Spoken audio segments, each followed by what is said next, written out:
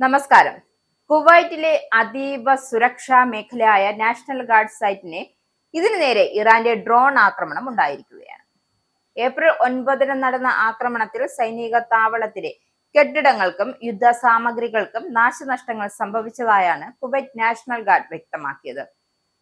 ആക്രമണ സമയത്ത് സൈനികർ സുരക്ഷിതരായിരുന്നതിനാൽ ആർക്കും പരിക്കോ ജീവഹാനിയോ സംഭവിച്ചിട്ടില്ല. രാജ്യത്തിന്റെ സുരക്ഷയിൽ വിട്ടുവീഴ്ചയില്ല എന്നും ഏതു ശത്രു നീക്കത്തെയും നേരിടാൻ സൈന്യം സജ്ജമാണ് എന്നാണ് കുവൈറ്റിന്റെ നിലപാട്. ഇസ്ലാമാബാദിൽ മേഖലയിലെ സമാധാന ചർച്ചകൾ പുരോഗമിക്കുന്നതിനിടെയാണ് കുവൈറ്റിന് നേരെ ആക്രമണം ഉണ്ടായത് എന്നത് ഗൗരവകരമായ കാര്യമാണ്. ഇറാഖ് ഇറാൻ അതിർത്തി പങ്കിടുന്ന ഗൾഫ് രാജ്യങ്ങൾക്ക് നേരെ ഡ്രോൺ ആക്രമണങ്ങൾ വർദ്ധിക്കുന്നത് അന്താരാഷ്ട്ര തലത്തിൽ വലിയ ആശങ്ക സൃഷ്ടിക്കുന്നുണ്ട്. സ്ഫോടനത്തിന് പിന്നാലെ എമർജൻസി ടീമുകൾ സ്ഥലത്തെത്തി നാശനഷ്ടങ്ങൾ വിലയിരുത്തുകയും സുരക്ഷാ ക്രമീകരണങ്ങൾ ശക്തമാക്കുകയും ചെയ്തു. മറ്റൊരു പ്രധാന നീക്കത്തിൽ ലെബനൻ സർക്കാരുമായി നേരിട്ടുള്ള സമാധാന ചർച്ചകൾക്ക് തയ്യാറാണ് എന്നാണ് ഇസ്രായേൽ പ്രഖ്യാപിച്ചത്.